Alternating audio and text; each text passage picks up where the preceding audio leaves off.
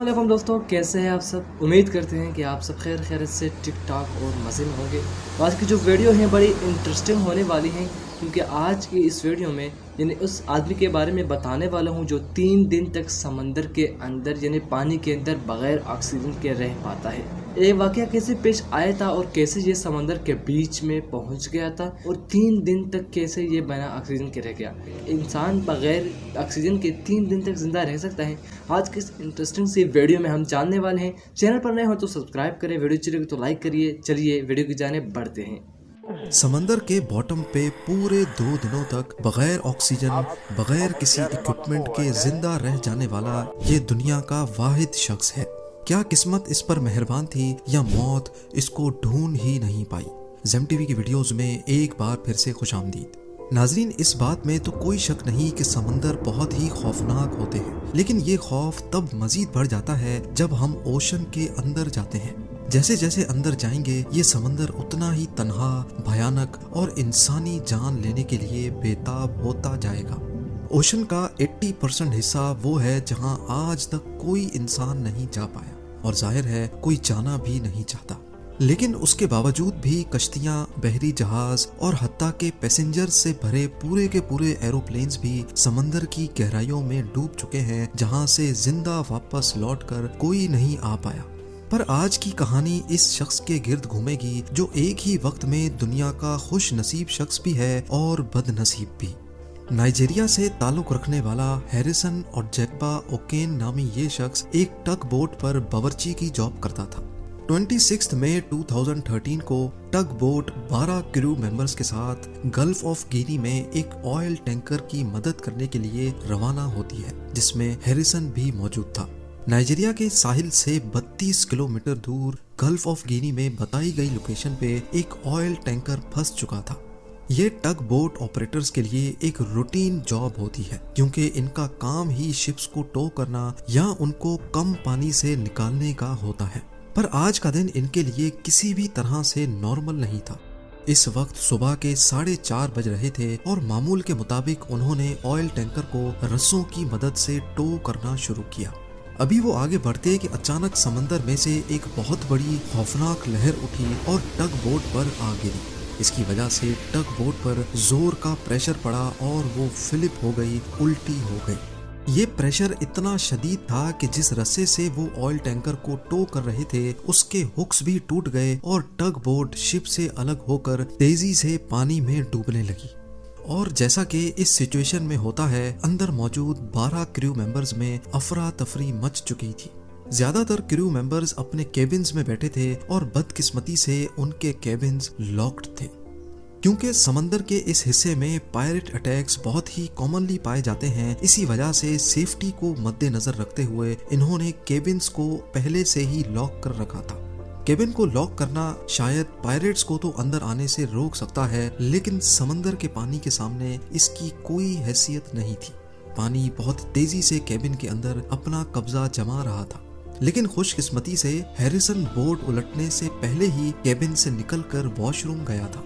जिस वक्त बोट उल्टी तब वो सिर्फ अपने अंडरवेयर में मौजूद था और बुरी तरह से वॉशरूम की छत से जा लगा। अभी उसको कुछ समझ आता कि हुआ क्या है। वॉशरूम के रोशनदान से पानी तेजी से अंदर आने लगा। जैसे तैसे करके वो वॉशरूम का दरवाजा खोलने में कामयाब हो गया। जैसे ही दरवाजा खुला तो पानी का बहाव हैरिसन को बहाकर बोट के दूसरे वॉशरूम तक ले गया, जहां एक एयर पॉकेट मौजूद था। इस वक्त तक बोट पर बिल्कुल अंधेरा छा चुका था, इतना अंधेरा कि हैरिसन को अपने हाथ तक भी नजर नहीं आ रहे थे। उसको बस ये महसूस हो रहा था कि वो पानी के अंदर है और उसका फेस किसी एयर पॉकेट से बाहर निकला हुआ है। इतने में टग बोट समंदर के बॉटम पे जा लगी और एक झटके के साथ ही खामोशी सी छा गई। टग बोट ओशन सरफेस से 30 मीटर या फिर 100 फीट नीचे जा चुकी थी। ये इतनी ही गहराई है जितनी 8 स्टोरी बिल्डिंग की ऊंचाई होती है। हैरिसन, जिसको पानी में तैरने का कोई एक्सपीरियंस ही नहीं था, वो सिर्फ एक अंडरवेयर पहने ठंडे पानी और घुप अंधेरे में बिल्कुल तन्हा रह गया था। उसको मालूम था कि उसके बचने का चांस ना होने के बराबर है, क्योंकि जिस एयर पॉकेट में वो सांस ले रहा था वो किसी भी वक्त पानी से भर सकता था। जैसे तैसे करके उसने यहाँ से निकलने का फैसला किया। हाथों से चीजों को फील करके अंडर वाटर जाकर उसने हैरत अंगेज तौर पे एक और जगह तलाश की जहाँ कंपैरेटिवली ज्यादा बड़ा एयर पॉकेट था। ये टग बोट के इंजीनियर का ऑफिस था जहाँ उसने ठहरने का फैसला किया। ना कुछ खाने को ना पीने को और ऑक्सीजन सप्लाई सिर्फ इतनी जितना एयर पॉकेट में ऑक्सीजन था।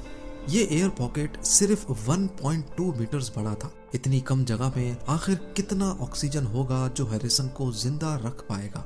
जाहिर है उसके बचने का चांस यहाँ भी बहुत कम ही था। अभी वो इस खौफ में ही था कि उसको कुछ आवाजें सुनाई दी। जी हाँ, ये शार्क्स की आवाजें थीं जो किसी चीज को खा रही थी। हैरिसन ने देखा तो नहीं पर उसको पक्का यकीन था कि शार्क उसके साथियों तक पहुंचने में कामयाब हो गई है। हैरिसन जो मौत के मुंह के अंदर जिंदा मौजूद था, उसने अब अपना दिमाग चलाना शुरू किया। हाथ पांव मारने पर उसको कोक के कुछ तैरते हुए कैन मिले जो उसने पीकर अपने आप को डिहाइड्रेट होने से बचा लिया। उसके बाद उसको तैरता हुआ मैट्रेस मिला जिसके ऊपर लेटकर उसने अपनी चेस्ट को पानी से बाहर निकाल लिया। थोड़ी और देर तक अगर वो ठंडे पानी में रहता तो हाइपोथर्मिया का शिकार हो जाता। इस कंडीशन में बॉडी की सारी हीट निकल जाती है जिसका नतीजा मौत के सिवा कुछ नहीं है। डिहाइड्रेशन और हाइपोथर्मिया से तो वो बचने में कामयाब हो गया था, लेकिन एक चीज ऐसी थी जिसका कोई सॉल्यूशन नहीं मिल रहा था और वो चीज थी ऑक्सीजन। एयर पॉकेट में ऑक्सीजन का लेवल तेजी से गिरता जा रहा था। जितने छोटे पॉकेट में वो मौजूद था, एक एस्टिमेट के हिसाब से उसमें सिर्फ इतना ऑक्सीजन था जिसमें एक इंसान सिर्फ 60 घंटों तक जिंदा रह सकता है। हैरिसन ओशन में 30 मीटर नीचे टग बोट के एक छोटे से कमरे में एक छोटे से एयर पॉकेट के अंदर जिंदा मौजूद था। इस हादसे को 2 दिन गुजर चुके थे। ऑक्सीजन सप्लाई जो पहले ही बहुत लिमिटेड थी, वो अब सिर्फ चंद घंटों की मेहमान थी। हैरिसन इस अंधेरे में अब सिर्फ अपनी मौत का इंतजार कर रहा था। अपनी जिंदगी के इन बदतरीन 2 दिनों के बाद जब वो मरने के बिल्कुल करीब ही था, तो फाइनली उसको एक दस्तक सुनाई थी। नॉक की आवाज आई। ऑयल टैंकर के क्रू ने डाइवर्स की एक टीम भेजी थी जो टग बोट के मलबे में लाशें ढूंढने आए थे। उनको इस बात का बिल्कुल भी इल्म नहीं था कि मलबे में एक शख्स 2 दिनों के बाद भी जिंदा मौजूद होगा। इतने में हैरिसन को इंजीनियर के रूम में पानी के अंदर से रोशनी दिखाई दी। उसकी खुशी की इंतहा नहीं थी जब उसने अपने सामने एक रेस्क्यू डाइवर को पानी से बाहर आते देखा। डाइवर का कहना था कि हैरिसन इस वक्त मौत से सिर्फ चंद मिनट दूर था और उसकी बॉडी इतनी एग्जॉस्ट हो चुकी थी कि वो अपनी आंखें भी नहीं खोल पा रहा था। डाइवर ने फौरन उसको ऑक्सीजन हेलमेट पहनाया और उसके ऑक्सीजन लेवल्स को नॉर्मल करने की कोशिश की। हैरिसन को फौरन समंदर से बाहर नहीं निकाला गया क्योंकि सडन प्रेशर चेंज की वजह से उसका हार्ट फेल भी हो सकता था। इसी वजह से पहले एक डाइविंग बेल मंगाई गई और हैरिसन को इसमें डालकर समंदर से बाहर निकाला गया। बाहर निकलने के बाद भी उसको 2 दिनों तक इसी डाइविंग बेल में रहना पड़ा क्योंकि इसका प्रेशर आहिस्ता आहिस्ता कम किया जा रहा था। 2 दिनों के बाद हैरिसन पूरी तरह से नॉर्मल हो गया। होश में आने के बाद उसने सबसे पहले ये बोला कि वो आइंदा कभी भी समंदर के करीब भी नहीं भटकेगा। हैरिसन और जैकबा ओकेन किसी भी डाइविंग इक्विपमेंट के बगैर समंदर के बॉटम पे सबसे ज्यादा वक्त गुजारने और फिर जिंदा वापस बाहर निकलने वाला दुनिया का पहला और शायद आखिरी शख्स है।